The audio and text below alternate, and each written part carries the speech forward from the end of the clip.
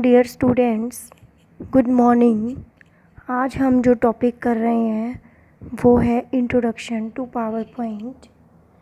ये मेरा पहला ट्यूटोरियल है पावर पॉइंट में। पावर पॉइंट सबसे पहले तो आपको जानना ज़रूरी है कि क्या है। डियर स्टूडेंट्स, लेफ़्ट साइड पे मैंने हिंदी के नोट्स बनाए हैं और राइट साइड पे सेम इंग्लिश के नोट्स क्रिएट किए हैं ताकि बोथ लैंग्वेज में आप इसे रीड कर सकते हैं। Microsoft power point application software है जो बेसिकली प्रेजेंटेशंस को तैयार करने के लिए बनाया जाता है, जिसमें सिर्फ हम इम्पोर्टेंट इंफॉर्मेशन ही पावर पॉइंट के अंदर डालते हैं। पावर पॉइंट में सारा का सारा वर्क स्लाइड्स के ऊपर डिपेंड होता है और पावर पॉइंट में हम कई टाइप्स के फॉर्मेट, बैकग्राउंड्स, कलर और डिज़ाइनिंग का यूज़ करके एक प्रॉपर प्रेजेंटेशन तैयार कर सकते हैं।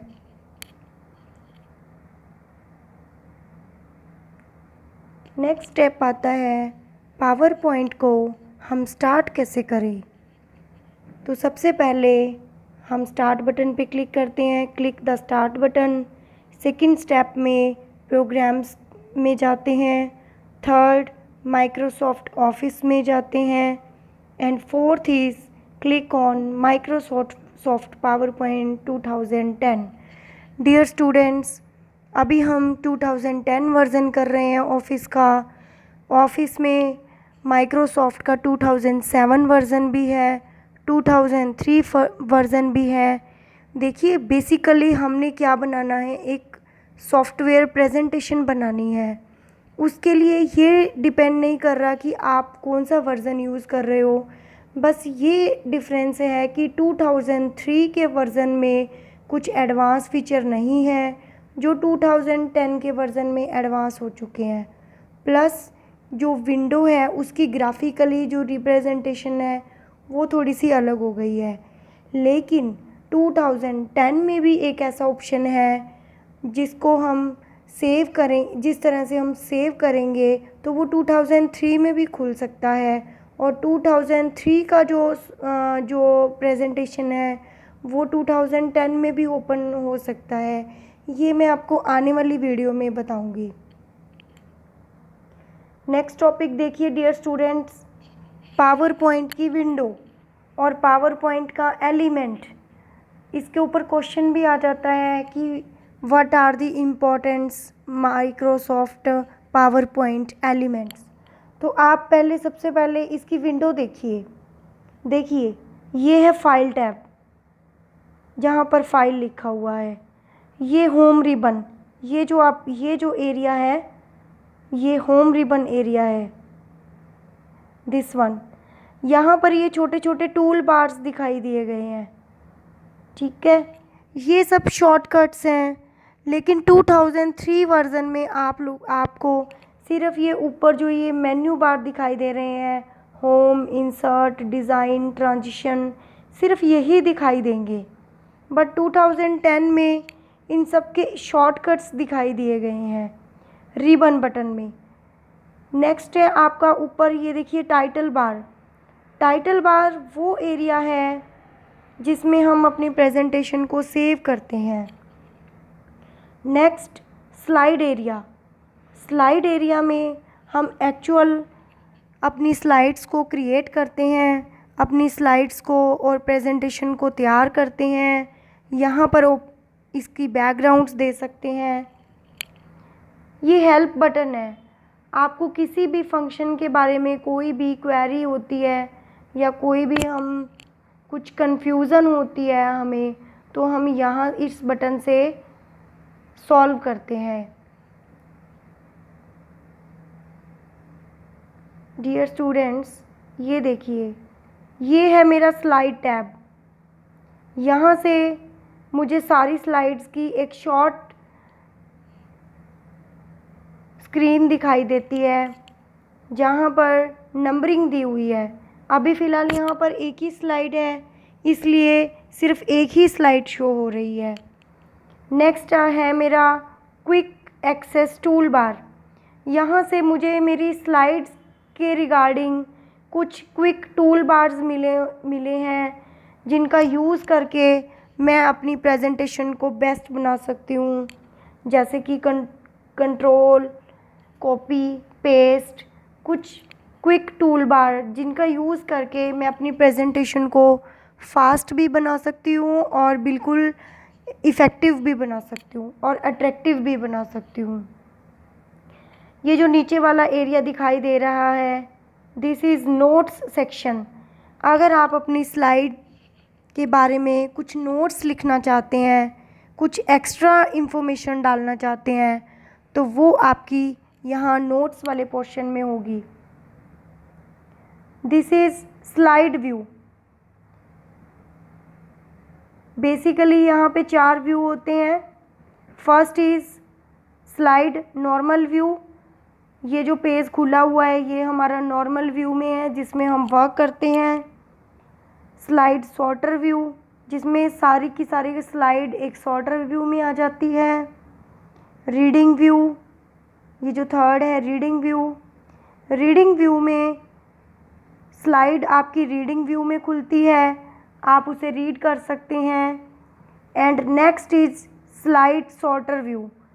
ये मेन व्यू है जिसमें आप प्रेजेंटेशन को शो करके दिखाते हैं, या बेसिकली कहें तो इसे रन करते हैं। ये जूम ऑप्शन है।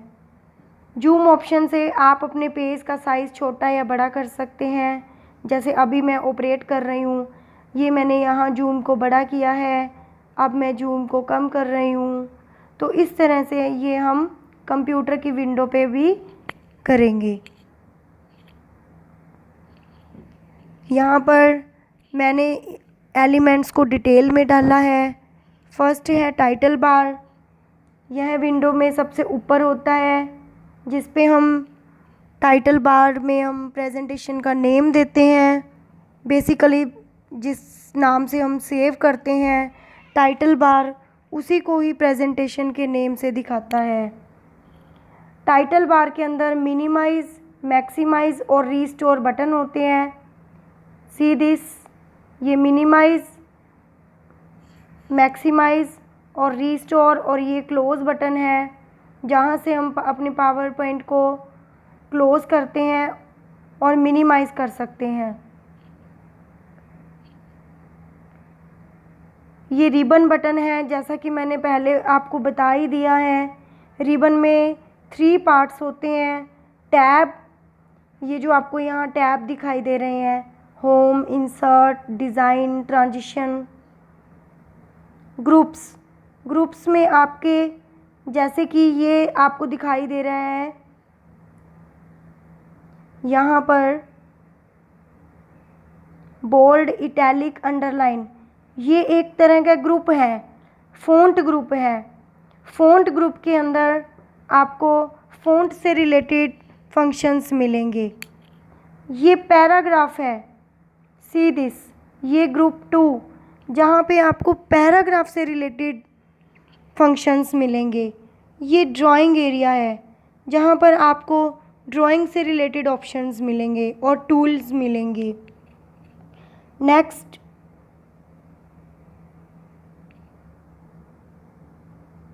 Command buttons. हर एक ग्रुप में, जिन्हें मैं टूल कह रही हूँ, इन्हें कमांड्स भी बोलते हैं। जैसे फ़ॉन्ट के अंदर बोल्ड, इटैलिक, अंडरलाइन, करैक्टर्स के ऊपर करैक्टर्स लार्ज, करैक्टर स्मॉल, ये सब कमांड बटन्स हैं जो आपको रिबन बटन में अवेलेबल होंगी।